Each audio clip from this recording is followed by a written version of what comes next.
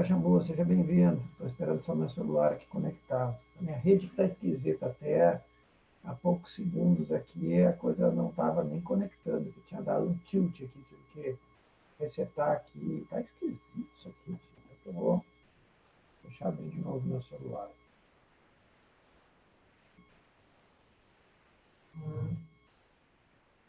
Vamos. Tudo tranquilo? Como é que anda as coisas? Muita resolução de questão, muita dor de cabeça, meus sofrenildos aí? Como é que anda o sofrimento? Paulo, eu vi o esquema aquele lá do lançamento, cara. Eu entendi o que ele está falando a primeira vez. Foi a primeira vez que uma empresa privada, né, levou pessoas para a órbita da Terra. Isso sim, uma empresa privada. Foi a SpaceX, lá, que os caras estavam levando a NASA agora, né, em vez de ficar dando dinheiro lá para os russos, né, porque eles fazem isso, né, tem que levar os americanos lá para cima para fazer pesquisa lá na estação espacial. Então, eles estavam pagando para a Rússia, porque o programa norte-americano já foi para o saco há muito tempo. Né? Então, o gasto é muito alto. Né? Eu já venho acompanhando isso há muito tempo, né? Os lançamentos da microfonia agora.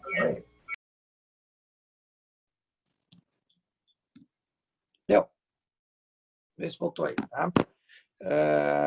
Os lançamentos da SpaceX, eu já venho acompanhando há muito tempo. Eu já conheço desde os problemas, porque a grande sacada deles em relação à União Soviética e à NASA é que nem a gente ontem viu os caras falaram isso na TV. Imagina fazer um voo daqui de avião até São Paulo e joga o avião fora depois. Né? Imagina, o custo disso é muito alto, né? Então, o programa americano, que é um programa que depende muito de verba também, além do Estado e de outras empresas, não tem como sustentar isso. É um valor estratosférico, né? Então, o programa americano acabou nesse sentido. Lá na Rússia, na Rússia eles tinham dinheiro de outros lugares, então lá eles conseguem manter o sistema deles operando. E os Estados Unidos estava pagando para mandar o pessoal lá para cima. Né? Agora tu tem uma empresa americana que cobra menos para levar, né? Coisa boa, né? Como diz o outro, coisa boa.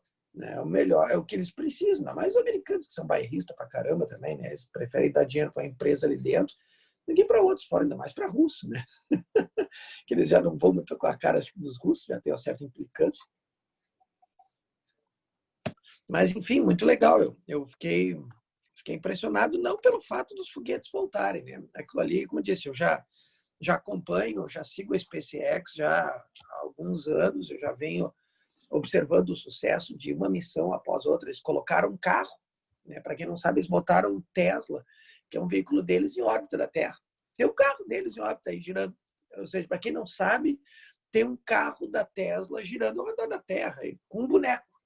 Se vocês procurarem Tesla Car Orbit, vocês provavelmente vão achar no YouTube, né, que a Tesla pegou, botou um carro dentro do foguete e largou ele em órbita da Terra. Era uma comemoração, agora não me lembro do que eles fizeram isso. Eu não sei se foi do lançamento do Tesla, o que houve, mas eles fizeram isso, né? Colocaram em órbita lá o carro deles. Ou seja, tem mais um lixinho grande aí girando ao redor da Terra aí com o nome da Tesla. Mas o bacana mesmo deles é o fato deles conseguirem fazer os foguetes propulsores retornarem, eles vão retornando de ré. É um troço assim, ó, é surreal. Só quem olha o lançamento desde o início vai acompanhando assim, tu vê, pode procurar no YouTube, tem no canal deles assim vários assim que ele tem a filmar. E detalhe, um, se eu não me engano, chega no continente, o outro aterriza no oceano, numa base em cima do oceano. Então eles têm uma base ali que é um navio grande, uma base bem grandona, e ele não pode errar o alvo, né? Porque ele não pode aterrissar na água, senão tu perde o foguete. Então ele tem que aterrissar sobre a base que está sobre o mar. É um troço fantástico aquilo ali. Né? Então, para quem, por incrível que pareça, né? Ontem eu também fiquei muito surpreso assim, a quantidade de pessoas que chamaram a mim dizendo, olha só que loucura, o foguete voltando sozinho. Mas isso aí já acontece faz tempo. Isso aí os caras já fazem há muito tempo. Eles queimaram muito dinheiro, mas também a empresa é de um bilionário, né? O Elon Musk era o dono do eBay, né? Ou do PayPal, um negócio assim, era de um deles aí. E o cara tem muito dinheiro, tem muita grana. Esse cara aí tá cagando e andando. E depois com a Tesla também, que foi criada. Então, se eu morasse nos Estados Unidos, eu já teria um Tesla. Pá, não teria a menor dúvida disso. Já seria eu tenho minha motinha elétrica, já fico muito feliz. Imagina se eu morasse nos Estados Unidos, um Tesla lá é barato, é tipo tu comprar um Gol aqui no Brasil. Não, o cara é bem jovem mesmo, o cachorro. O cara não tem nem 50 anos. O cara é novo, mas é aquela coisa, né? Por isso que eu digo assim, vocês poderiam ser pessoas que nem esses caras, só que vocês nascem no país errado. Vocês nascem num país em que tu não é motivado a desenvolver coisa. Tu vive num país para ser médico, para ser advogado. É o que parece ser um pouco melhor no nosso país. Lá fora, o cara querer ser médico, o cara querer ser advogado, juiz não ganha grande coisa nos Estados Unidos. Aqui tem juiz aí do Supremo ganhando 400 mil reais, 600 mil reais, 700 mil reais em alguns meses aí do ano. É um troço fora da casinha. Aqui a gente tem um prestígio para carreiras que não deveriam ter tanto prestígio, assim, ao meu ver, é claro. Né? Volto de novo a dizer isso. Ao meu ver. Mas, enfim, né, é um mundo diferente do nosso. Né? E a gente, infelizmente, vê as coisas acontecerem. Né? Essa é a parte triste, a gente vê elas acontecerem. Bueno, vamos começar nossa aula, então? Vamos tacar-lhe ficha. Na aula passada, nós vimos a parte toda de energia, vimos toda aquela etapa ali de trabalho, energia, tipos de energia, leis de conservação de energia, depois sistemas não conservativos. Também quero fazer um último comentário em relação a essa parte de energia, porque se faz necessário. Né? Lembre-se que, por exemplo, a gente tem no país usinas que nos fornecem energia elétrica. Tá? E é importante que vocês compreendam como é que esses sistemas funcionam. Tá? Nós temos uma matriz energética no nosso país muito ampla, tá?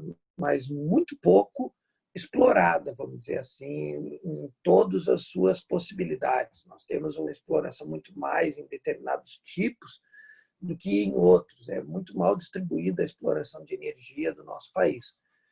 Foi muito engraçado, assim, sexta-feira, eu estava no mecânico, eu vou retomar essa conversa daqui a pouco com vocês, que eu tenho que contar uma coisa muito bacana. E é justamente sobre energia que eu quero falar, mas eu vou deixar isso para falar daqui a pouco.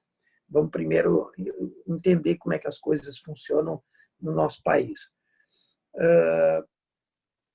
A energia elétrica, né, embora muita gente não tenha essa percepção adequada, mas ela não cai do céu, né? E não se fabrica energia, né? Eu já venho comentando isso com vocês, que o que nós fazemos é apenas transformar uma energia de uma forma na outra. É isso que a humanidade faz. Desde que ela começou a desenvolver mecanismos que a gente entende a utilização da energia, o que o homem faz é pegar uma forma de energia e transformá-la em outra forma a qual a gente tem interesse em utilizar. O problema é que o nosso país, para a geração de energia elétrica, a gente tem vocês que estão estudando aí com o Fabinho aí a geografia, provavelmente o Fábio já deve ter discutido isso com vocês, eu acredito, porque isso faz parte, acho também daquela coisa da geografia meio que física e política junto, que vocês estudam relevo, vocês estudam clima, vocês estudam muita coisa, mas também estudam um pouco da parte social, da parte política, que atinge a gente diretamente. E a questão do fornecimento de energia elétrica hoje é algo que é muito discutido, debatido e muitas vezes aparece nas questões de vestibulares, porque é um tema extremamente relevante. Então, quando a gente pega o Brasil, que é um país com dimensões, como vocês estão acostumados a ouvir, de continentais, o nosso país é um país muito grande. E, ou seja, nós temos aí mais de 200 milhões de habitantes que a gente precisa fornecer energia elétrica para essas pessoas. Mas, como eu estava dizendo, a energia ela não cai do céu, embora as pessoas ficam meia hora num banho, tomando banho, ficam com o ar-condicionado ligado no super quente, agora no inverno, e não estão dando bola se isso tem ou não algum tipo de consequência na natureza. E existe, porque a geração de energia, não apenas no nosso país ou em outros países, ela exige que você construa um sistema que pegue um tipo de energia em específico e transforme ele. Tá?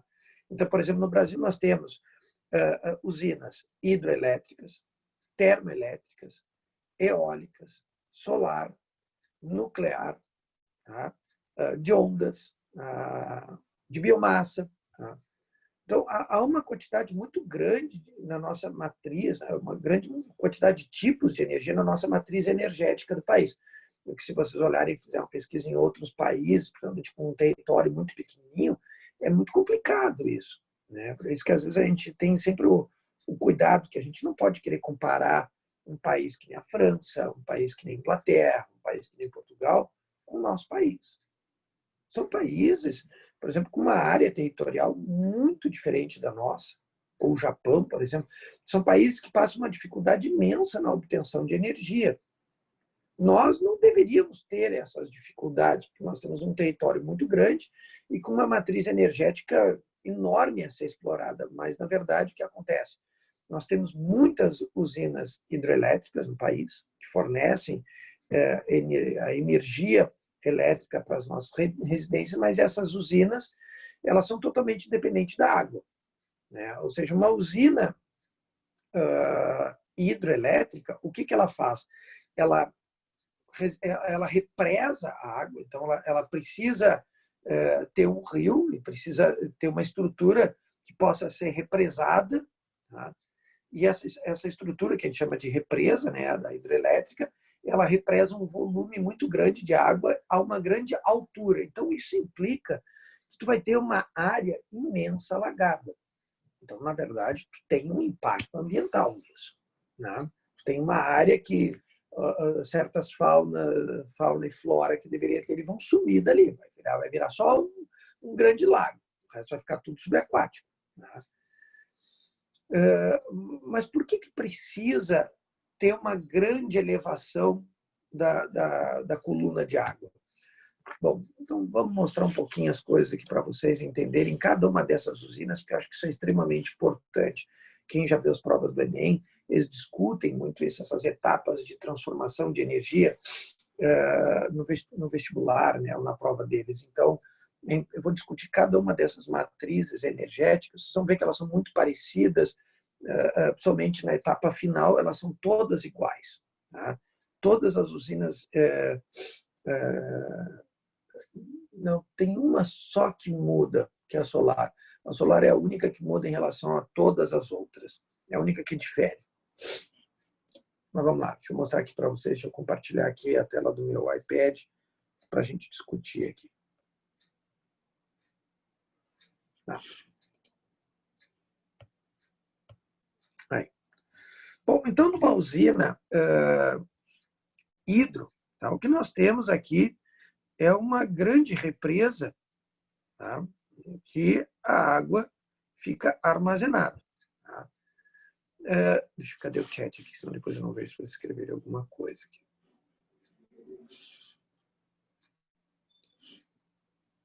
Tá. Então, tu tens aqui uma grande altura, e não é pequena, né? É bem alto mesmo esse nível que a água tem que ficar, por isso que alguns estados aí do nosso país, aí, quando não há um número suficiente aí de chuva aí em determinados locais e o nível da represa baixa, isso vai comprometer a geração de energia. Por que razão? Porque tu tem na base da, da, da nossa represa geradores. Tá? E a água, ela passa por dutos que passa por esse gerador e depois ela vai sair. Tá? Só que ao passar pelo gerador, o gerador ele tem paz. Tá? Que quando a água está passando ali, está fazendo o gerador se mover. quem já viu isso, é tipo aqueles faróis que a gente coloca na bicicleta. Eu, quando era criança, eu via muito isso. Eu ia para o interior, lá perto de São Lourenço, onde minha avó morava, mas não na cidade, sim na área rural. Então, eu via muitos meus tios andarem de bicicleta. O deslocamento era todo de bicicleta. Só que isso aí vamos colocar então de 40 anos para trás, tá? Aqui eu tenho 48 anos, então se botar 40 anos para trás aí, eu lembro assim dessas cenas assim que a família da minha avó era muito humilde, assim. Então eu não me lembro de ninguém naquela época com carro por parte assim dos irmãos da minha mãe, que minha mãe veio de uma família praticamente de 15 irmãos, 15 filhos que a minha avó teve, né? 14 irmãos minha mãe teve. E então eu me lembrava assim quando eles tinham que ir na venda, né, que seria tipo um armazém. Eu lembro que eles pegarem as bikes e ir até lá. Só que às vezes tinha que ir à noite. E enquanto não tem uma lua cheia, que tu consegue enxergar tranquilamente, às vezes, a estrada. Então, se tu não tem lua, é muito mais difícil. Numa área rural, então, muito mais coisa. Então, eles compravam os faróizinhos com lâmpada incandescente e botavam um dispositivo no aro, encostado no aro da roda, que quando a roda gira, aquele dispositivo gira, e é o mesmo dispositivo que tu tem ali dentro na usina. Esse é um sistema que ele funciona em cima do eletromagnetismo, que nós vamos estudar lá mais para o final do ano, né, que depois eu vou mostrar isso e vou discutir. Provavelmente a gente vai estar já numa aula presencial e eu posso levar isso para mostrar para vocês em aula. É muito bacana esse fenômeno. Mas o importante é assim, ó, a geração de eletricidade que vai aqui para a rede elétrica, que são os fios dos geradores, elas dependem que o gerador se movimente. Sem um movimento no gerador, tu não tem eletricidade. Então, as linhas de transmissão que estão levando a energia elétrica, elas precisam que esses geradores eles entrem em movimento para poder fazer o quê? Transformar energia. Que energias estão sendo transformadas aqui? Bom, em primeiro lugar, a água ela vem da parte mais alta. Tá? Então, o que acaba acontecendo? Vai fazer com que essa água ela tenha uma energia potencial grande, quanto maior for a coluna de água. Tá? E à medida que ela desce pela tubulação, ela vai aumentando a energia cinética dela, ou seja, tu vai convertendo uma energia potencial em cinética. E ao passar pelas hélices do gerador, a água vai transformar parte da energia cinética dela em energia cinética de rotação para o gerador. E quando esse gerador gira, gera energia elétrica. Então, o que nós estamos fazendo é pegando uma energia potencial gravitacional e transformando ela em energia elétrica. É isso que a gente está fazendo. Tá? Então, tem que tomar muito cuidado com isso. O que nós estamos fazendo é exatamente isso. Converter uma forma de energia na outra. Tá? Isso é o funcionamento de uma usina hidro. Tá? Esses são os processos que estão associados a uma usina hidroelétrica. Se a gente pegar uma eólica, né, o que nós vamos fazer é girar as pás de um gerador que está numa torre muito alta. Então, quem já foi, por exemplo, para Osório, já deve ter percebido que lá na parte de cima daquelas torres é onde estão os geradores. Lá em cima que está o gerador que a gente não vê na hidro. Aquele gerador que está lá em cima, na pá, ele está escondido na hidroelétrica, onde a água está passando. Só que, no caso, na hidro, é a água em movimento que faz as pás girarem. Na eólica, é a energia cinética do vento. Então, aqui tu tem a hidro. Tá? Na eólica, tu tem o vento em movimento. Ao passar, né, pelas pás do gerador,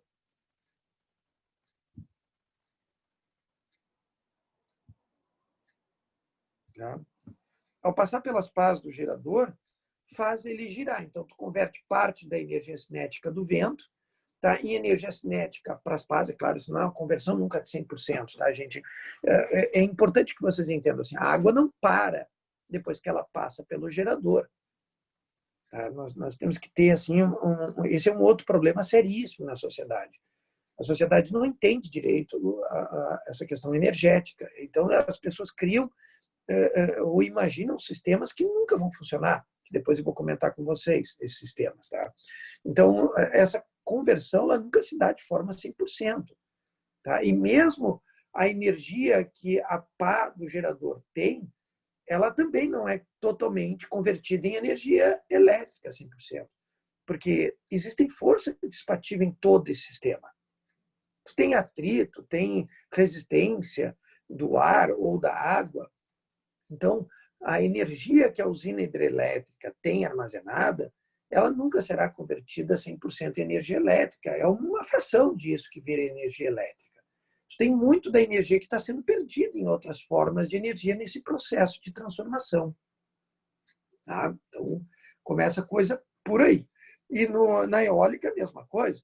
Tu não consegue pegar, capturar toda a energia do vento e converter ela em energia elétrica. Aqui dentro está o meu gerador, a rede elétrica que vai para as linhas de transmissão desce e isso vai embora. Mas, de novo, não é uma conversão integral.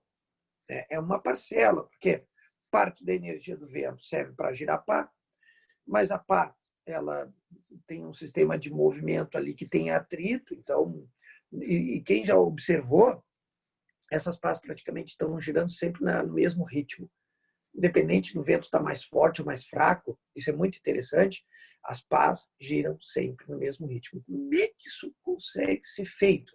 Com o vento mais forte, elas deveriam girar mais rápido. Aquilo é que nem o sistema da bicicleta, para quem tem boa memória. O sistema da bicicleta ele tem marchas. Você pode botar em marcha mais leve ou mais pesada. E o sistema eólico ele é assim. Quando o vento começa a ficar muito forte, é como se tivesse um sistema de engrenagem que vai colocando marchas mais pesadas e, portanto, com vento mais forte, obviamente, ela, em vez de girar mais rápido, o que acontece? O vento, vamos dizer assim, para manter ela girando no mesmo ritmo, ele não consegue fazer acelerar, porque se o vento fica mais forte, ela fica mais pesada, mantém mais o ritmo.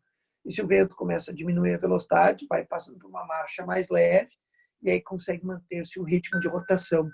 Tá? Então, é basicamente assim o funcionamento desses sistemas. Tá? Então, a eólica, né, é um sistema muito mais interessante. Né? Em questões de impacto, praticamente é quase inexistente. Né? Tem alguns biólogos chatos que ficam dizendo que o troço fica batendo num espaço, e etc. Não, prédio também pode atingir um pássaro, pode bater no vidro e tal. Mas dizer que isso aí vai criar um impacto ambiental, que isso aí vai gerar uma matança de animais, é um exagero de novo que se faz. Sabe? Não, eu já não concordaria com isso. Então, o impacto ambiental é mínimo que tu tem numa usina eólica. Claro que tu vai ter uma base lá embaixo que vai ocupar uma área, mas essa área geralmente eles usam propriedades às vezes privadas. Tá? Então, eles escolhem locais, porque você já deve imaginar, tu precisa de locais que tenha um vento mínimo na região, uma certa velocidade mínima, e com um número X de dias do ano que o vento fique soprando. Portanto, vocês não vão ver uma usina eólica aqui em Porto Alegre. Não tem como. Vocês vão ver essas usinas geralmente em áreas costeiras, onde geralmente tem sempre um vento constante presente naquela região. Então, há um estudo todo feito, no Brasil, de novo, é perfeito para isso, porque nós temos uma linha litorânea muito grande. Tá?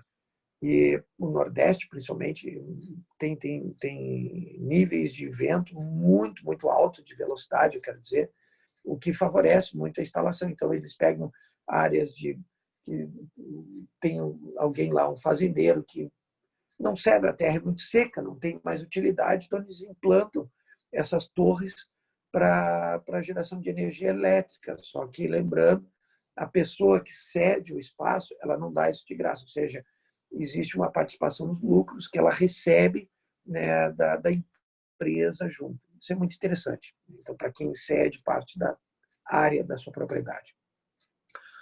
Bom, então aqui estou mostrando aqui já uma diferença bem interessante entre a hidro e a eólica. Também nós temos a termoelétrica.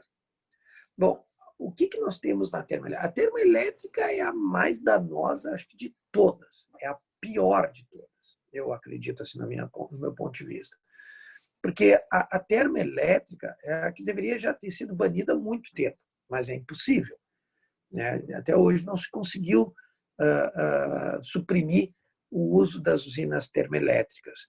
Então, por exemplo, quando nós estamos em período, principalmente na região sudeste, ali, de intensidade de chuvas muito baixas, então, para continuar mantendo a demanda energética no sistema, o governo, às vezes, é obrigado a acionar as usinas termoelétricas. Só que o funcionamento de uma usina termoelétrica, ela não é como as outras usinas, ou seja, você pega carvão e queima carvão. Esse é o grande problema da termoelétrica, você queima. Então, você está poluindo o ambiente com a queima, e imagina, tu tem que queimar muito carvão, porque para cobrir a demanda energética de outras usinas que deixam de operar com sua capacidade máxima e começam a reduzir a sua capacidade, então começa a haver uma sobrecarga no sistema. Então, para o sistema não entrar em colapso, eles começam a acionar as usinas termoelétricas. E aí tu começa a ter o quê? Um custo maior, porque, de novo, o carvão não cai do céu, o governo tem que comprar carvão, aí entra a tal da bandeira vermelha, que quem já ouviu isso nos noticiários entende. Ou seja, quando a nossa produção de energia ela é barata, o que quer dizer barata? Que tu não precisa comprar a tua matéria-prima para poder extrair energia dela, para poder converter essa energia em energia elétrica, que é o caso, por exemplo, da eólica. A gente não compra vento, embora a Dilma queria que estocasse vento. Meu Deus do céu, a gente vê cada coisa nesse país, cara. A gente tem, eu não sei se nós temos algum problema, mas nós temos um presidente pior que o outro, assim, para falar bobagem. Nós temos, assim, acho que um número recorde. Eu, pelo menos, nunca vi tanta piada vindo da boca dos nossos presidentes, sabe? Mas, enfim, né? Ninguém estoca e vende vento para alguém comprar e usar para energia, né? Então, tu precisa ter o ar em movimento na atmosfera para poder usar essa energia. Ou seja, é uma energia de graça para nós. Então, o governo não paga para comprar o vento e poder obter energia elétrica, que é totalmente contrário da usina termoelétrica. Ou seja, o governo tem que acionar uma empresa que forneça carvão, ou seja, vai pagar por esse carvão, portanto, a tua bandeira vai pular do verde para o laranja, eu acho, não me lembro agora, e depois para o amarelo, acho que é verde, amarelo e depois vermelho, se não me engano. Podem me corrigir, não tem problema, tá? Eu não tenho certeza se é amarelo ou é laranja, acho que são 3 bandeiras, se não me engano, acho que é verde, amarelo e vermelho. Tá? Então, à medida que tu vai ligando mais usinas termoelétricas, o teu custo para obter essa energia elétrica vai ficando cada vez maior. E o Estado, qual é o papel do Estado? É transferir essa conta para quem está usando a energia elétrica, ou seja, nós, né, que vamos pagar por uma energia elétrica mais cara. Né? Então, a termoelétrica, o que ela faz? Ela usa a energia química, né, da queima do carvão. Então, quando você tá comprando carvão, o carvão ele tem energia armazenada nele. Então, na queima, tu consegue transformar essa energia em calor.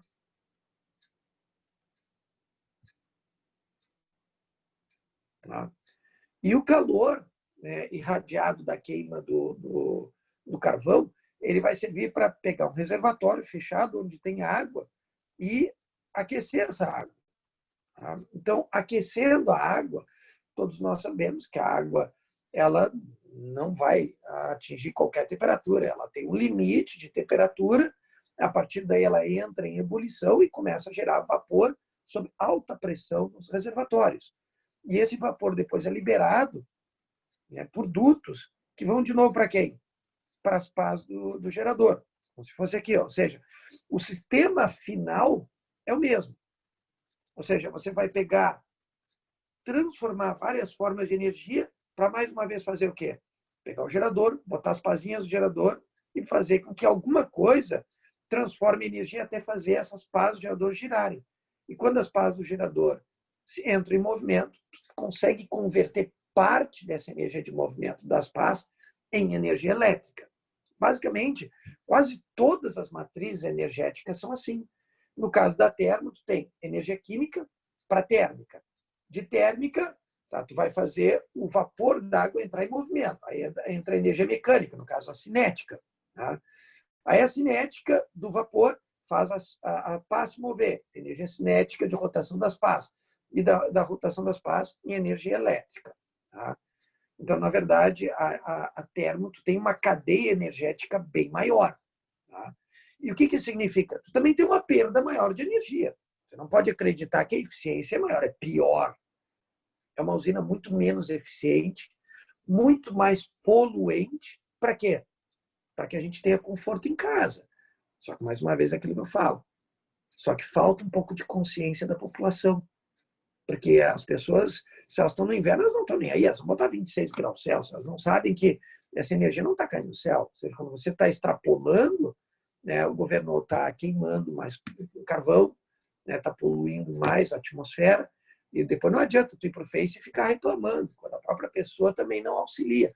Atualmente, por exemplo, a gente sabe que o ar-condicionado a melhor temperatura, assim, em termos de custo-benefício e conforto, seria em torno de 23, 24 graus Celsius. Ah, mas aí é muito frio no inverno, professor.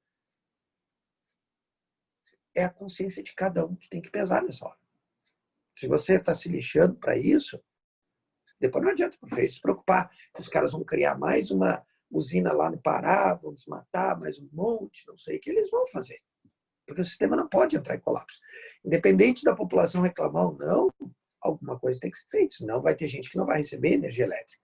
E o nosso mundo não vive sem energia elétrica. Vocês podem imaginar o seguinte, assim, se não tiver energia elétrica, não vai ter meu computador. Tu não tira mais dinheiro do banco, tu não abastece mais carro, o transporte para, a sociedade entra em colapso. No momento que você corta o suprimento energético, a sociedade colapsa por inteiro. Nós somos totalmente dependentes de energia. Isso é inevitável. No momento que não houver mais energia no sistema, vira uma bagunça total, há um colapso total do sistema. Então, a termoelétrica eu considero uma das piores em termos de impacto ambiental, tá? E elas só entram no sistema quando alguma fonte de energia começa a decair. Tá? Que é o caso, por exemplo, das hidrelétricas, que eu acho que, se não me engano, deve ser a segunda maior no nosso país, deve ser a hidro. Então, aí tu imagina, principalmente a região sudeste do nosso país, que tem várias usinas ali. Então, no momento que diminui o número de chuvas, aquelas usinas vão diminuindo a produção delas. E a consequência disso é que mais usinas termoelétricas começam a entrar em ação. Por quê? Porque nosso país ainda não tem muitas usinas eólicas no país, né? Deveria ter muito mais, né? A gente vê, por exemplo, que nem ali na Europa tem países ali que tem usinas, geradores eólicos no mar. Eles não têm território, mas eles colocam para dentro do mar. Né? Eles enfiam esses geradores para dentro do mar e puxam os cabos para o continente para a geração de energia elétrica. Né? Um outro tipo de usina, que, por exemplo, a França, acho que é 90% da energia da França vem da nuclear. Tá? Muitos países na Europa, muitos países eu não digo, mas alguns países da Europa utilizam usina nuclear. Tá? Outros nem tanto. Né? E é aí que a nossa querida União das Repúblicas Socialistas Soviéticas ganhou muito dinheiro no passado. Né? Porque a União Soviética, no século passado, ela era responsável assim, pelo fornecimento de energia elétrica para muitos países da Europa. Itália e outros países são totalmente dependentes do fornecimento de energia da União Soviética. E aí vocês vão entender por que hoje, né? Hoje não é mais isso, hoje é Rússia. Tá? E aí vocês podem perceber que a Rússia ela faz o que quer na Europa.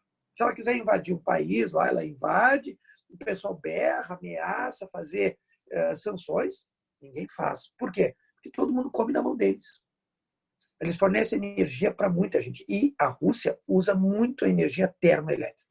Eles queimam muita matéria para produzir energia. Tanto é que vocês que estudam geografia, de novo, vocês sabem o problema hoje que o hemisfério norte sofre, né, com a elevação de temperaturas em estações mais quentes. Mas eles não têm o que fazer por enquanto, entendeu? Eles não têm como por exemplo, pedir para a União Soviética, a Rússia hoje, parar de queimar carvão para geração de energia elétrica. Haveria o que ela faria, ok, então vamos começar cortando o suprimento dos países da Europa e aí é um caos total. Então, a coisa é bem complicada. O hemisfério norte, principalmente a Europa, eles têm problemas de geração de energia assim, bem complexos. Tanto é que eles correm muito atrás do desenvolvimento de tecnologias para tentar se tornarem independentes. Por exemplo, o carro a diesel. Eles estão querendo, até 2024, acabar com o carro a diesel na Europa. Né? Eles querem eliminar o máximo possível os veículos dependentes de combustíveis fósseis. Porque é caro. É caro. Tem que comprar de fora. A maioria daqueles países ali não são produtores, então eles são consumidores. Ou, por exemplo, se precisam de gás, ou eles precisam de gasolina ou diesel. E geralmente quem está no topo ali ou é aquela região do Oriente Médio ou a Rússia. Né? A Rússia fornece parte disso para energia elétrica, outra parte vem do Oriente Médio, e eles não gostam disso, porque tem que estar pagando mais caro. E aí entra em cena a energia nuclear. Hoje nós já temos, talvez não sei se é novidade para alguns, a energia nuclear ela já é explorada desde o século passado, mas em cima da fissão nuclear. Tá?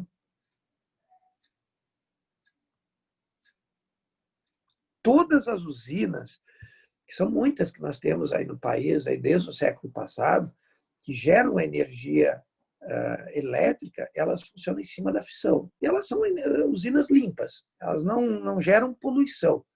Né? Dizer que uma usina nuclear gera poluição é um absurdo. Quando elas estão funcionando, normalmente não há nenhum tipo de impacto ambiental. Elas não geram, elas não poluem nada.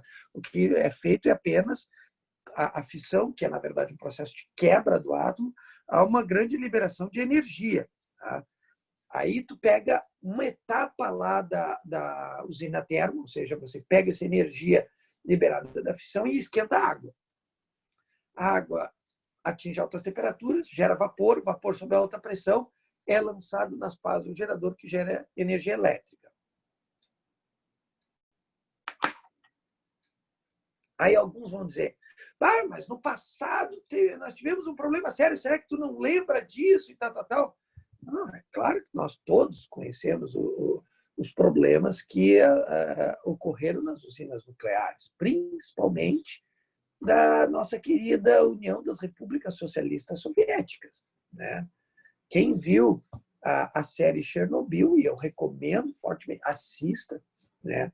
Porque aí vocês passam a entender como funciona um regime fechado, que é o regime comunista, que, por incrível que pareça, ainda tem gente que defende essas coisas bizarras no nosso mundo. Né? Porque eu, quando era criança, eu vi isso acontecendo. E a nuvem radioativa chegou a vir até aqui no Brasil. E, para você ter uma ideia, só se soube que houve um problema na União Soviética, porque um país observou um aumento da leitura radioativa na atmosfera. Eu acho que foi a Suíça, a Suécia, alguém estava fazendo alguns testes e eles detectaram uma elevação muito grande dos níveis de radioatividade na atmosfera e os caras começaram a questionar os países. Olha, aconteceu algum problema aí com alguma usina nuclear aí em algum país na Europa? Né? E ninguém, não, a princípio está tudo bem. E a União Soviética também tinha dito que estava tudo bem. O próprio presidente não sabia, ficou sabendo depois, porque tudo tinha sido escondido. Tá? E provocado por um teste mal feito. Ou seja, havia uma falha na construção do reator e um teste mal feito levou ao problema. Ou seja, a usina não é problemática. Infelizmente, nós temos um problema que é o ser humano. O ser humano. Aqui no Brasil, para você ter uma ideia, nós temos 3 usinas, mas 2 em operação, Angra 1 e Angra 2. E note, elas são usinas que têm tecnologia da década de 60, se eu não me engano, só que tem na tecnologia alemã, né? Não é brazuca isso. Tá? E elas nunca apresentaram problema. Então, aí para você ter uma ideia, eu diria que é o melhor tipo de usina que a gente poderia, ainda mais num país como o nosso, embora vocês vão dizer assim, tá, mas e o Japão? Pois é, o Japão também teve um problema, mas parem para pensar, gente, o Japão, tu botar uma usina nuclear num país que tem terremoto, tsunami, é complicado. É como diz o outro, tá pedindo para levar chumbo grosso. Mas aí vem aquele problema que eu disse para vocês. Você tem um paísinho que é provavelmente aí talvez menor que a área do Rio Grande do Sul. É um país pequenininho, né? Então os recursos energéticos deles são muito limitados. Então, infelizmente, às vezes tu não tem muitas escolhas, né? O caso do Japão é muito, muito complicado. Eles ali vão passar por muitos anos assim uma situação muito ruim, porque o problema que houve naquele terremoto e no tsunami que atingiu a usina de Fukushima ali, aquilo ali gerou um problema idêntico ao Chernobyl. Tu cria uma área que tu não pode mais entrar naquela área. Depois que o material radioativo é exposto ao ambiente e contamina o ambiente, talvez daqui a 1 milhão de anos tu possa voltar para aquele local sem ter risco. É muito complicado. Aquilo talvez tenha ido, acho que foi para o mar também, material, não me lembro agora direito, mas lembre-se que os coitados japoneses, eles dependem muito do mar na própria alimentação. Então, é um povo que vai pagar um preço bem alto por um problema desse tipo. Mas aqui no Brasil nós não temos terremoto, nós não temos tsunami, nós não temos. O único problema do nosso país são apenas as pessoas. Né? São as pessoas que estão lá em cima dos caras que estragam o nosso país, né? Que é um reflexo da nossa própria sociedade. Nós temos um país que poderia usar mais esse tipo de tecnologia, que daria um fornecimento maior de energia para o nosso país sem ter um impacto, como, por exemplo, a termo gera e a nuclear gera. Né? Só que hoje em dia, tu fala em uma usina nuclear, todo mundo fica enlouquecido. Lá na França, depois do impacto do desastre em Fukushima, todo mundo queria que parasse as usinas nucleares. Eu, se eu fosse presidente, eu faria isso. Ok, para tudo e deixa todo mundo no escuro para todo mundo aprender que a energia não cai do céu. Tá? Que todo mundo vive no bem bom, mas não sabe de onde é que as coisas vêm. Eu já teria feito isso. Tá, corta tudo e deixa a população pelo menos uns 2 dias em caos, sem condições de um banco pegar dinheiro, porque tu não vai ter energia elétrica, sem condições de abastecer carro para te locomover, não tem transporte, não tem nada, deixa eles se virar. Quando eles voltarem a pedir, a gente volta a fornecer de novo. Tem que ser, às vezes, meio cruel com as pessoas. Aí elas entendem de onde as coisas vêm. É meio ruim isso, mas é punk. Então, observe que a nuclear, por enquanto, tem se mostrado assim, com uma solução interessante, né? Mas há uma outra opção na nuclear muito interessantíssima, mas muito interessantíssima mesmo, que é a fusão. Essa aqui é extremamente promissora. Essa aqui não gera, nem se houver um desastre, se não me engano, acho que uma usina de fusão nuclear, creio que não deve gerar impacto como a fissão. A fusão que ela faz é apenas juntar os átomos e gerar uma grande quantidade de energia. E, de novo, aí depois a energia, tu esquenta a água libera o vapor e o vapor toca lá a pá do gerador. Ou seja, esse setor final para as duas é o mesmo. O que muda é como ocorre o processo de obtenção de energia. As duas são nucleares, só que uma é através da quebra e a outra é de juntar átomos. Tá? Já existem alguns reatores operando de forma experimental, isso quer dizer, eles operam por pouco tempo e param, tá? De fusão. Tá? E o motivo disso, deles não estarem operando, é porque, de forma contínua, é porque é muito difícil de controlar a fusão. Não é um processo simples, tá? É um processo extremamente complexo. É o mesmo processo que faz com que o Sol fique fornecendo energia aí por bilhões de anos. O Sol ele tem uma idade aí de 5 bilhões de anos aproximadamente. Então, por 5 bilhões de anos, ele está fornecendo energia continuamente, sem parar. E o processo é a fusão. É isso que faz o Sol hoje estar há 5 bilhões de anos liberando energia. Olha que coisa incrível isso.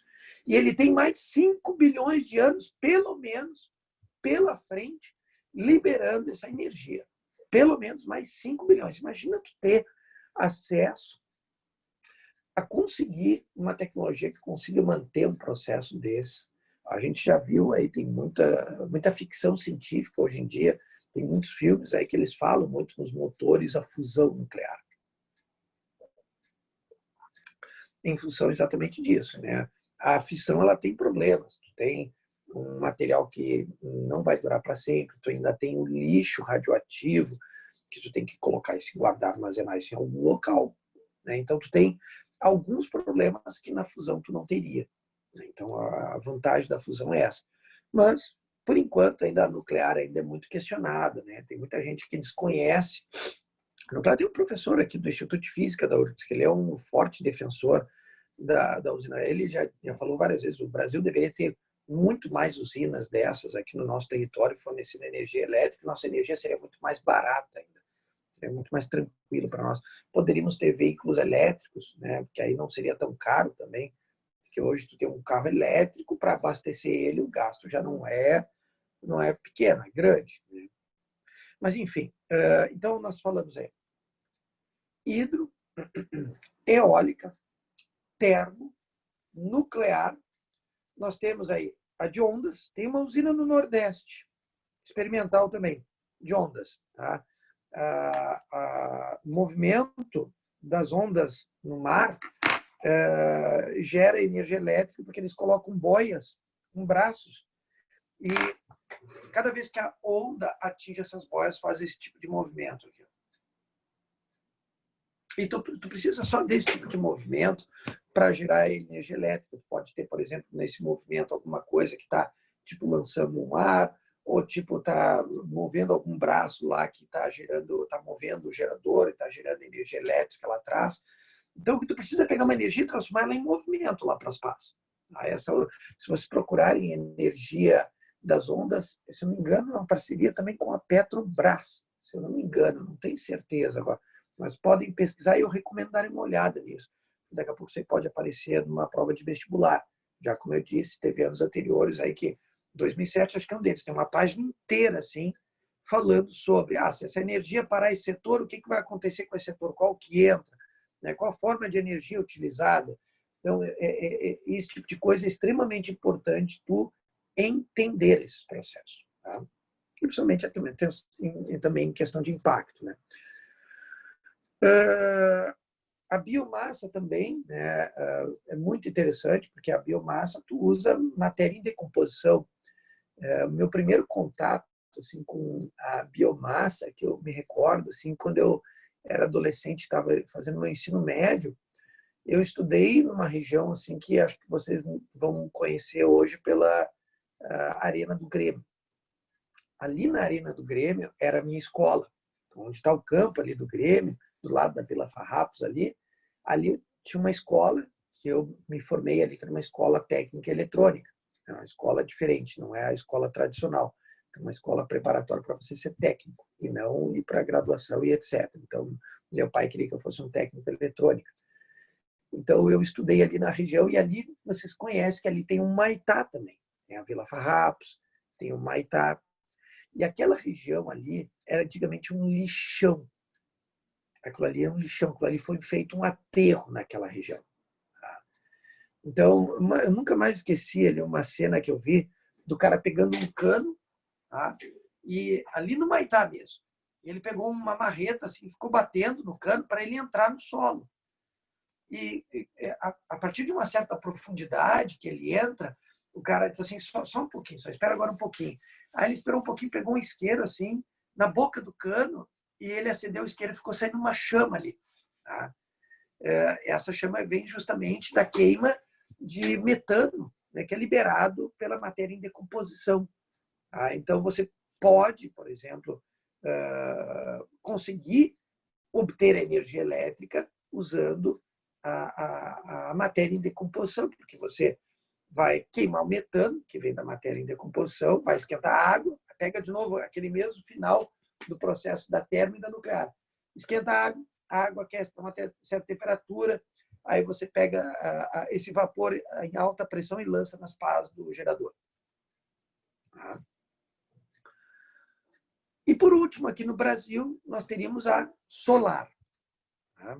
A solar ele é totalmente diferente. Nós vamos discutir melhor ela na física quântica, tá? Por enquanto, eu só vou fazer comentários mais rápidos aqui. Nos telhados das residências são colocados painéis que, visto de frente, tá? Então, se você olhar uma residência, deixa eu tentar fazer aqui o telhado da residência. Esses painéis são colocados assim, sobre o telhado, e esses painéis, o que eles fazem é converter a energia radiante do Sol, que, de novo, para nós é uma energia de graça, 100% limpa, né, em energia elétrica direto. Então, o que vocês têm direto é chegando luz no painel, então tu vai pegar essa luz, que ela tem uma energia, essa luz proveniente do Sol, então ela transporta junto consigo energia, e você simplesmente converte isso em energia elétrica. Isso é fantástico, né? Porque você não tem mais nenhum, não existe mais nenhum outro mecanismo, não, nada. Não tem gerador, não tem nada. O mecanismo é simplesmente botar o painel e fazer a fiação para a tua rede elétrica. Acabou. É um sistema muito, muito simples, né, que qualquer pessoa pode instalar em casa.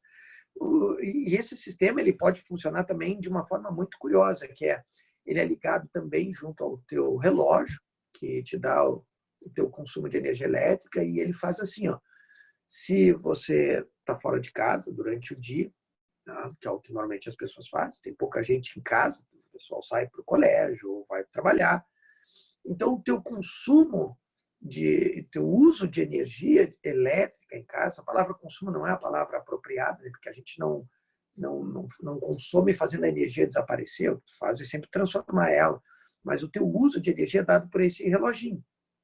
E durante o dia, como o teu uso é muito pequenininho, e dependendo do número de painéis que tu tem sobre a tua residência, se for grande o número de painéis, tu pode estar gerando, né, um extra de energia que, se tu não tiver o sistema que eu vou citar agora, ficaria com essa energia aí sendo desperdiçada. Porque aí, de novo, né? Você não tem como armazenar esse tipo de energia, a não ser que tu comprasse um banco de baterias para fazer isso. Aí ninguém faz isso, né? É muito caro comprar bateria para armazenamento. Lá no Nordeste existem comunidades que isso é feito, ou seja, esses painéis eles geram energia para a residência e armazenam uma parcela em baterias para a noite, as pessoas terem condições de ter uma rede elétrica em casa, uma lâmpada acesa, poder ver uma TV ligada, um rádio ligado. E tem bastante gente no Nordeste, que são comunidades assim colocadas bem à margem da sociedade, que é muito triste, por sinal. Aqui no nosso país, algumas empresas ligam um circuito eletrônico junto ao teu relógio e quando tu está gerando muito mais energia do que tu consome, faz o teu reloginho andar para trás. Ou seja, se o teu número ali estava 4.380, então se tu está gerando energia, ou seja, você está fornecendo energia, você passa a ser um fornecedor de energia elétrica para a cidade. Então, se tu não está usando tudo aquilo que está sendo produzido, esse sistema ele começa a fornecer para a cidade. E aí faz o teu reloginho andar para trás. Ou seja, na hora de tu chegar lá, o cara da CE para verificar, o teu valor, na verdade, em vez de estar um valor mais alto, está um valor mais baixo. Porque você vendeu energia elétrica para a cidade.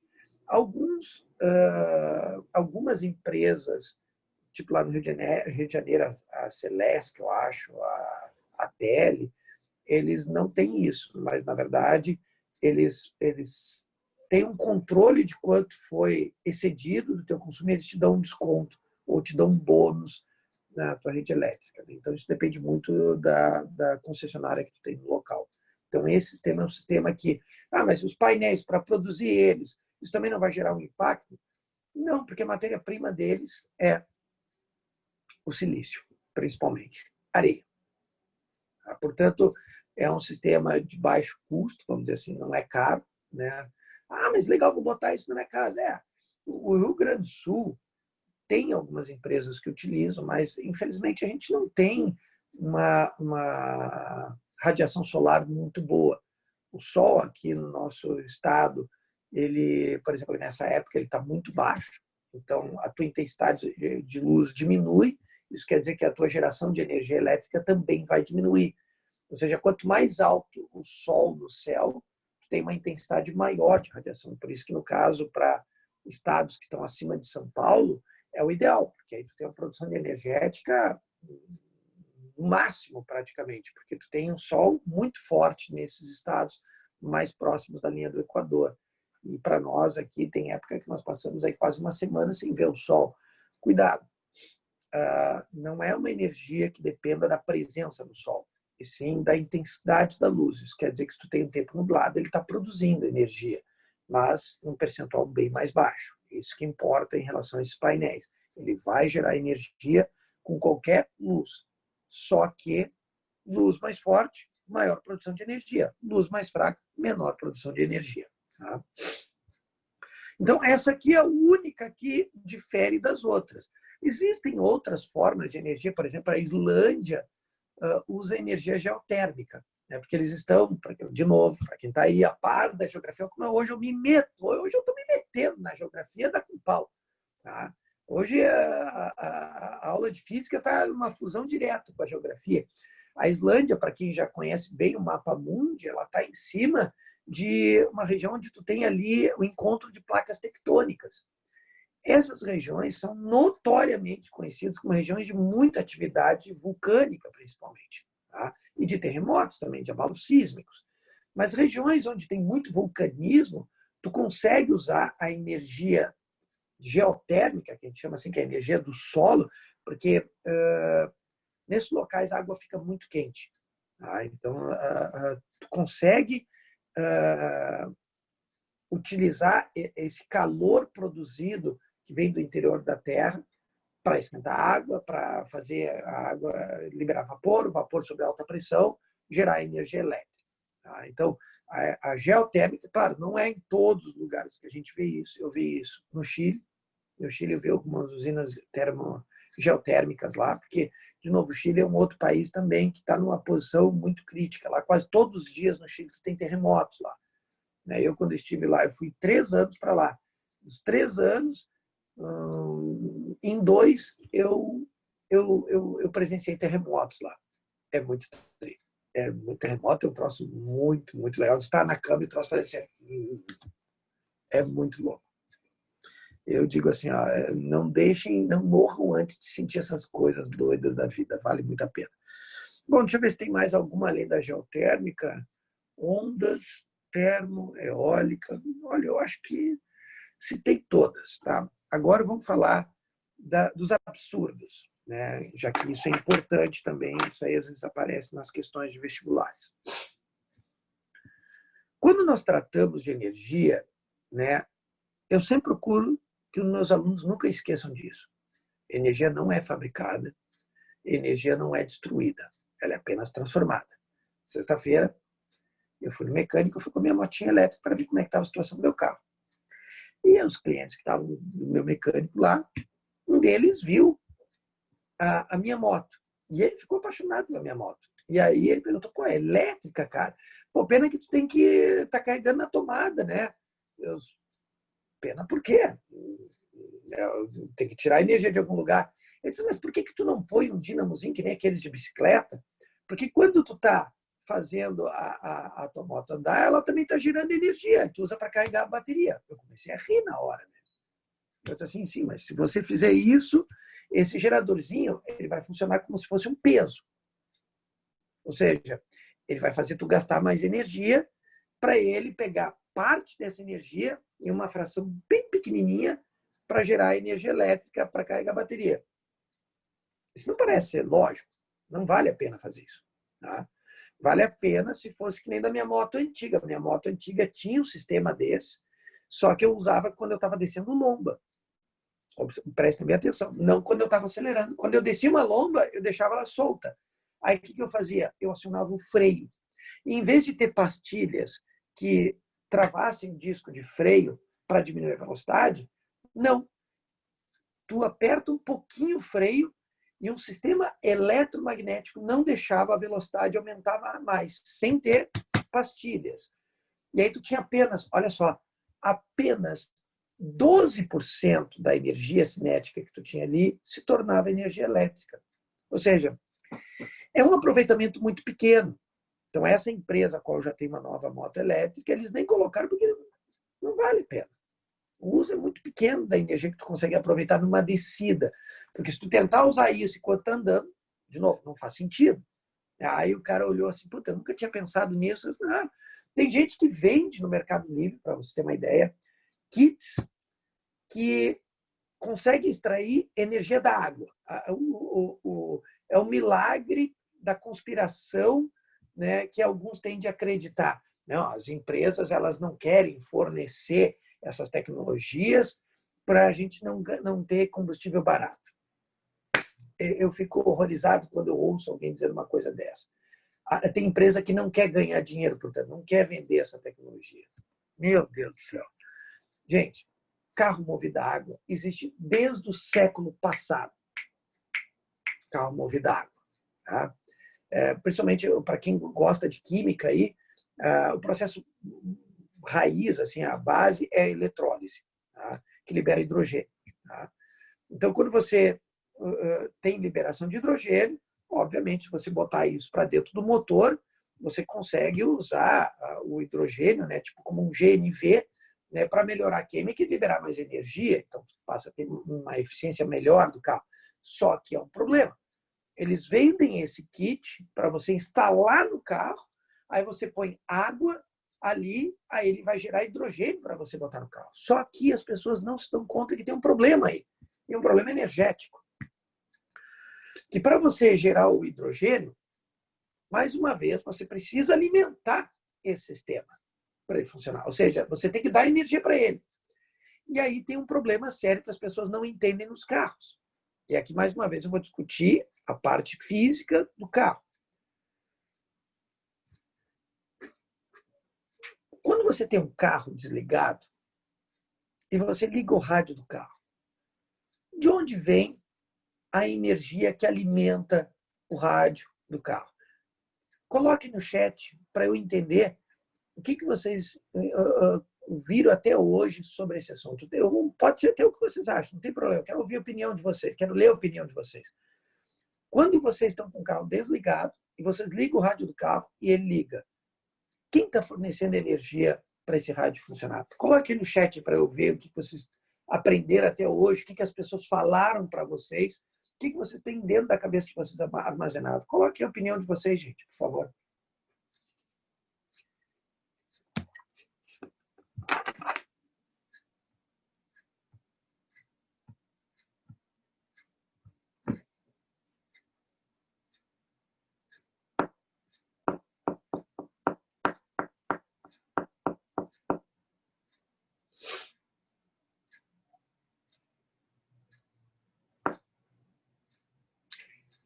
O silêncio quer dizer que ninguém sabe. Carro desligado, a bateria. Isso, cachorro. Exatamente. Beleza. Tá, mas aí, cachorro, eu te perguntaria o seguinte, assim, tu liga o carro, tá? E liga o rádio. De onde está vindo a energia para alimentar o teu rádio, para alimentar os faróis? Exatamente, do combustível. Tá? Então, a bateria não tem mais função, lembre-se disso. Depois que o teu carro está ligado, não tem mais por que te preocupar com a bateria. Ela não tem mais função. Aí ela tem um gerador. O carro ele tem exatamente um gerador idêntico a todas as usinas, menos a solar, é claro, que a gente discutiu. Tá? É chamado, isso já caiu na prova da PUC, alternador. Antigamente, nos Fuscas e Kombi, era dínamo. Tá? Hoje é alternador. É um sistema mais eficiente, melhor. Tá? O dínamo e o alternador são geradores. É o mesmo, mas vamos dizer assim, numa escala menor do que tu tem lá no alto de um gerador eólico. Tá? Então, aquilo que tu tem lá dentro do gerador eólico é um troço imenso, que é um grande gerador que tem lá dentro. Aquilo é compacto, pequenininho e está ali dentro do cofre do motor. Tá? em que quando o teu carro está desligado, esse gerador não está em movimento. Se ele não está em movimento, ele não gera energia elétrica. Tá? Aí tem que vir de algum lugar, vem da bateria. Lembre-se, de onde se extrai a energia elétrica da bateria? Energia química. Tá? Então, você tem uma reação química dentro da bateria que converte essa energia química em energia elétrica. Ligou o carro, a bateria só serve, nesse momento, para dar partida em um motor elétrico para pôr o motor do carro em movimento. Tá? O motor do automóvel, ele precisa tipo de um empurrão, por isso quem não tem bateria em carro antigo, os caras davam empurrão. Tá? Então, tu tem um motorzinho elétrico que faz o equivalente que as pessoas faziam, davam um empurrão para o carro pegar quando a bateria morria. Esse motorzinho é chamado de burrinho. E quem alimenta ele é a bateria. Então, se a tua bateria não estiver boa, ela não faz esse motorzinho funcionar e esse motorzinho não põe o teu motor em movimento, e o carro não funciona. Tá? Depois que o teu carro está com o motor ok, a bateria passa a ser carregada, nem um celular, pelo alternador ou pelo dínamo. Aí ele vai fornecer energia elétrica para a bateria, ele vai fornecer energia elétrica para os faróis, para o rádio, tudo o que tu tiver de penduricário ligado e for elétrico, tu está pegando energia elétrica que vem do alternador. Mas, de novo, o alternador vai tirar energia, como o Cachumbo falou, da gasolina, da energia química. Ou seja, você abastece o seu carro com gasolina, o álcool, o diesel, enfim, tá? E você vai usar a energia química do combustível para poder obter energia elétrica. Ou seja, quanto mais coisas tu liga no teu carro, ar-condicionado, farol, rádio, mais combustível tu está gastando. Tem gente que pensa que quando tu está com o rádio ligado não está gastando combustível, porque ele acredita que vem da bateria. Tá? Mas quanto mais coisas tu liga no teu carro, maior é o consumo de combustível. E aí entra esse detalhe desse sistema desses kits. Se tu botar esse kit no teu carro para extrair hidrogênio, tu já tornou o teu carro menos eficiente, porque ele, para extrair o hidrogênio, ele vai consumir energia elétrica, vai pegar energia elétrica, vai pegar energia elétrica do alternador, tá? Ou seja, o alternador vai ficar mais pesado e vai fazer o teu motor consumir mais combustível. O alternador funciona assim. Quanto mais coisas tu liga, ele vai ficando mais pesado. E aí o teu motor tem que fazer mais força para fazer ele andar. Então, gasta-se mais combustível. Então, e essa é a mente do brasileiro. O brasileiro não quer pagar pelas coisas. Tá? E aí, por isso que o brasileiro prefere acreditar em milagre. Ele acha que botar um sistema desse no carro é melhor.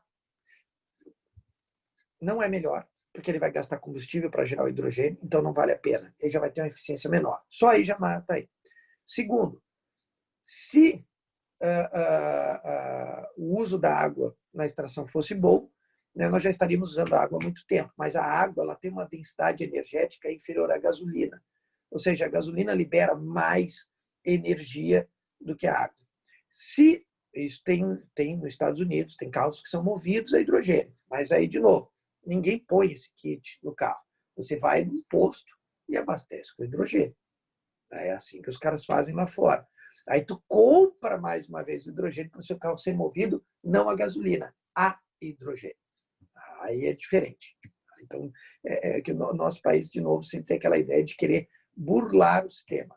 Tem um momento que as pessoas são meio estranhas, elas gostam do Estado, mas às vezes elas querem enganar o Estado.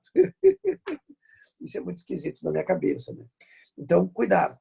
Tá? Não existe um milagre. E outra, sistemas que prometem, que nem aconteceu aqui, ó.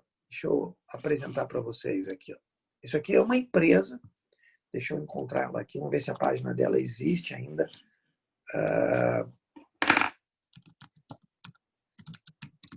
Vamos ver se ela ainda está ativa. Deve estar, eu acredito.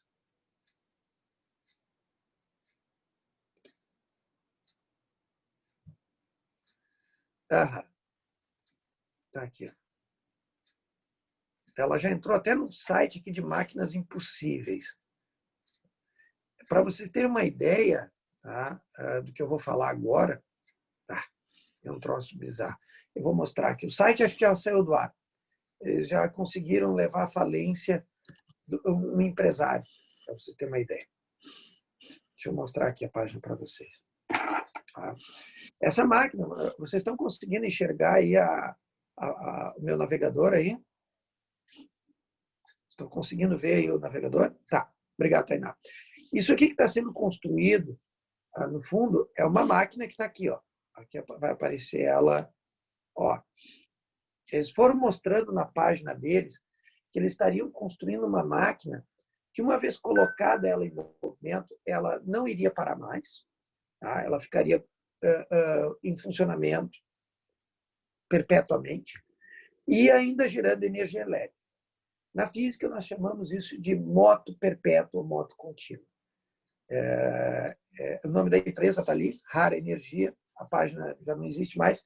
Para vocês entenderem que não dá para confiar em mídia, que a mídia hoje em dia realmente é uma bosta, a Zero Hora botou 2 folhas imensas dessa empresa, né, fazendo uma propaganda imensa deles. Ou seja, o imbecil do repórter que botou, que, claro, a RBS foi bom, né, deve ter pago para eles, mas eles divulgaram para a sociedade uma máquina que nunca funcionou. O repórter tem que ter, no mínimo, um mínimo de conhecimento, independente, não precisa ser um físico, mas ele tem que ter um mínimo de conhecimento de quando ele ouvir um cara dizendo que essa máquina vai funcionar sem precisar de alguém tocando ela e ainda vai gerar energia elétrica, sabe que isso não existe. Isso viola leis da física. Porque é como se ela tivesse um rendimento superior a 100%. Ela tira a energia espiritualmente para funcionar e ainda te dá energia elétrica. E esses 2 engenheiros que construíram, projetaram essa máquina e construíram, eles levaram à falência quase um empresário e, não satisfeitos, eles construíram uma aqui, uma nos Estados Unidos. Claro, elas nunca funcionaram. Nunca funcionaram. Não tem como uma máquina gerar energia elétrica, tá, sem pegar energia de outro lugar. Ou seja, ela precisa de alguma fonte de energia que dê parte dessa energia para ela pegar parte dessa energia e converter em energia elétrica. Tá? Não tem a possibilidade dela funcionar uma vez colocada em movimento direto, né? Então, isso mostra 2 coisas. Primeiro, 2 engenheiros gaúchos, tá? Que os engenheiros não sabem física, né? Essa é a primeira conclusão que a gente chega. Porque os motos perpétuos, eles já são máquinas que desde o século XVIII já fazem parte da realidade da ciência. Lá fora, né, é uma piada alguém falar em moto perpétua. No YouTube, tu tem várias maquininhas assim que tu coloca a funcionar e elas não param de funcionar. Mas lembre-se, gente, é YouTube. YouTube tem vídeos, os caras pegando um gato, botando micro-ondas e saindo um gatinho de pelúcia. É vídeo, sabe? É piada. A gente não pode acreditar que tudo que está na mídia é real. A gente tem que ter um filtro, às vezes, para certas coisas. O filtro é o conhecimento da gente. E se a gente não tem pesquisa, então tem que tomar muito cuidado. Máquinas, sempre para funcionar, precisam de alguma forma de energia para tocar elas. Elas não têm como funcionar sozinhas infinitamente e ainda te dar energia para você usar. Isso não é possível. Tá? Então, esse aqui é um ótimo exemplo de uma empresa que está montada ali na Zona Norte. Eu acabei não indo, eu tinha que ter ido lá olhar o galpão da construção dessa máquina.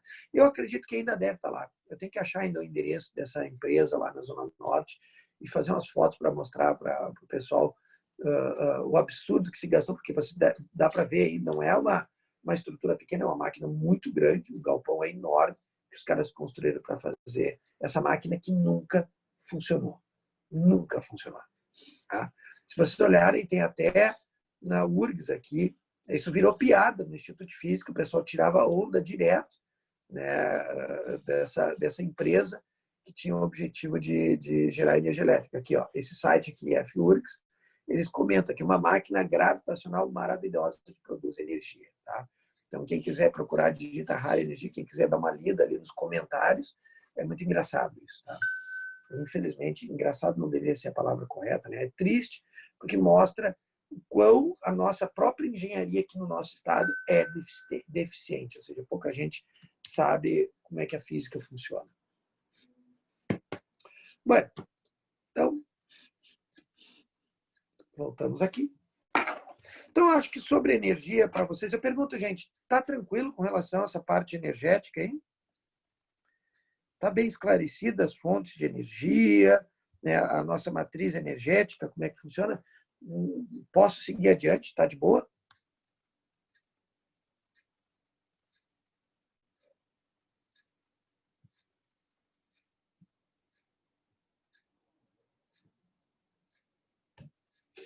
Obrigado, Bárbara. Tá.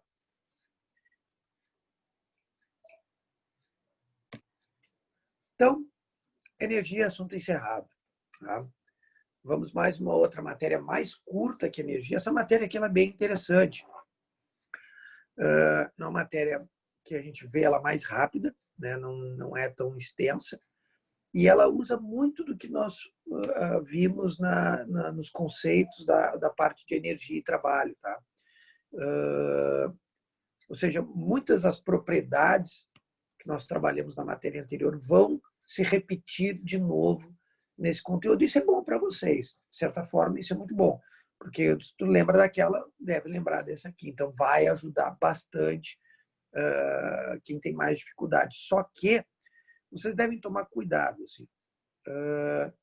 Esse é um tipo de matéria que normalmente está relacionado a problemas e que tu consegue identificar o uso dela, lembrando que ela está associada, em sua grande maioria, a colisões.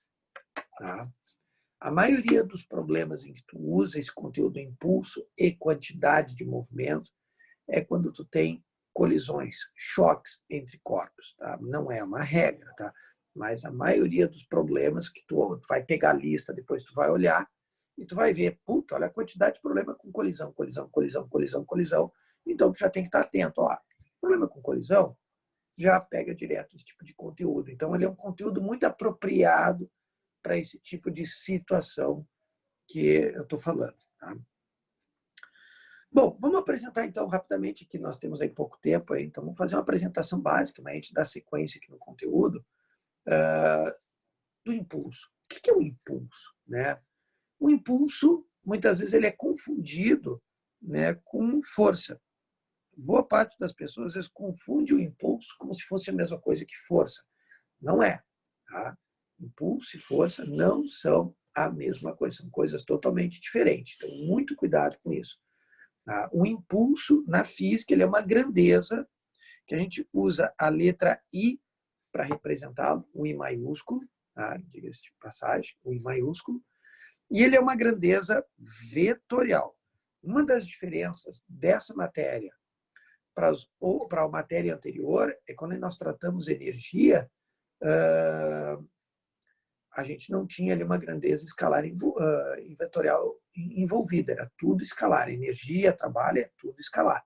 Não tem direção e sentido, lembre-se disso.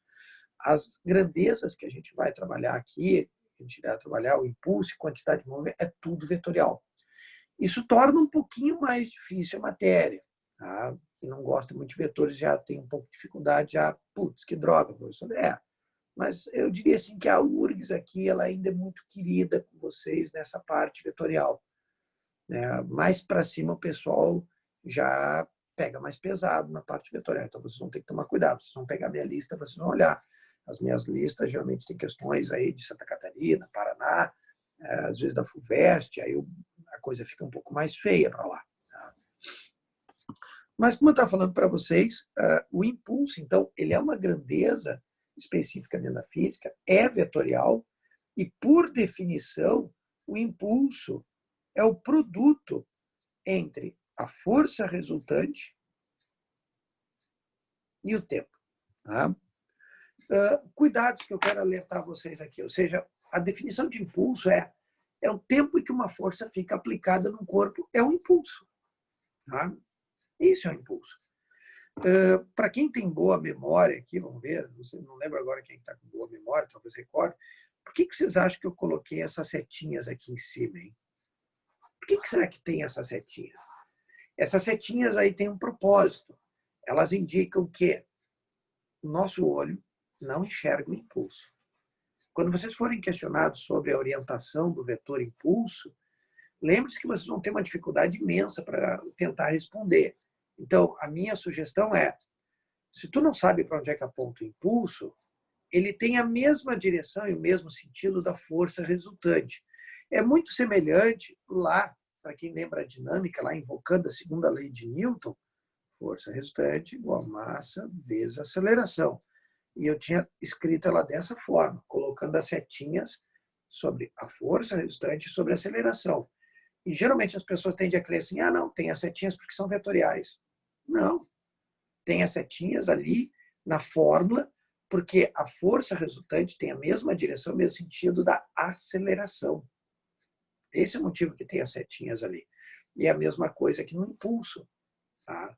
Vocês já aprenderam com a dinâmica a identificar a orientação de forças. Então, identificar a força resultante hoje já deve ser mais fácil.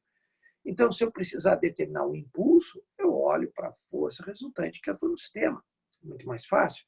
Então, eu vou dar um exemplo para vocês. Tipo, assim, ó. Vocês podem maximizar minha tela aí no computador para vocês verem. Se eu pegar, por exemplo, essa bolinha aqui, ó, tá? E eu deixar a bolinha cair. E eu perguntar assim, ó, tem impulso associado sobre essa bolinha? Claro que tem, porque a força resultante sobre ela é diferente de zero. Tá? E aí eu perguntasse, bom, se tem então um impulso aqui agindo sobre essa bolinha, para onde está apontado esse impulso? Ele tem a mesma direção, o mesmo sentido da força resultante. Note, eu posso questionar quantas forças estão atuando sobre essa bolinha? Posso. Durante a queda dela, tem duas forças, no mínimo, aí, atuando sobre ela, que é o peso e a força de resistência. Né? Só que como eu sei que a minha aceleração está apontada para baixo, eu nem preciso pensar nisso. Se eu sei que o sistema tem aceleração e ela é um vetor, que é o meu G, né? É virado para baixo, se eu desprezar a resistência do ar, se eu desprezar a resistência do ar, a minha aceleração não é um G, tem que tomar cuidado. Ela é para baixo, mas é uma aceleração variável. Cuidado com isso. Então, quando esse objeto está caindo, eu sei que a aceleração é para baixo. Consequentemente, eu sei que a minha força resultante é para baixo. E, consequentemente, eu sei que o meu impulso está voltado para baixo. Tá? Porque eu sei que ele tem a mesma direção, o mesmo sentido da força resultante. Tá? Esse é o grande detalhe. Agora, atenta o detalhe aqui, vou fazer agora o contrário. Se eu pegar a minha bolinha e lançar ela para o alto, então, quando ela está subindo, para onde aponta o impulso? Deixa agora, para quem quiser se arriscar a responder, saideira. Para onde será que aponta o impulso quando ela está subindo? Para baixo. Exatamente. Porque quando ela está subindo, mais uma vez, ela está desacelerando. Tá? Então, minha aceleração está em sentido contrário ao vetor velocidade que está para cima, ela está diminuindo a velocidade, então eu sei que a aceleração está para baixo. Então, eu sei que a minha força resultante está para baixo. Então, eu sei que o meu impulso está virado para baixo. Esse é o problema contraintuitivo que tu tem que tomar cuidado. Porque a tendência das pessoas é dizer que o impulso está para cima. Tá? Ou seja, eles não vão perguntar esse aqui. Esse aqui é muito fácil de acertar. Agora, esse aqui, a maioria dos alunos vai dizer que o impulso está virado para cima. Que é os alunos, os aristotélicos ainda. Os aristotélicos vão dizer para cima. Esses ainda que não absorveram direito a dinâmica newtoniana, esses ainda tropeçam nessas questões. Por isso tem que tomar muito cuidado. A gente tem que avaliar o problema friamente. Tem que lembrar dessas definições. Ó, força resultante, acelerar, ligado com aceleração. Impulso ligado com força resultante.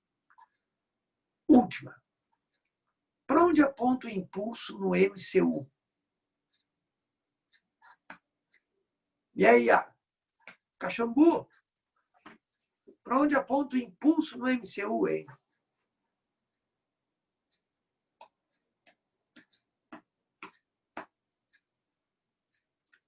Claro, né? Para onde aponta a aceleração, né?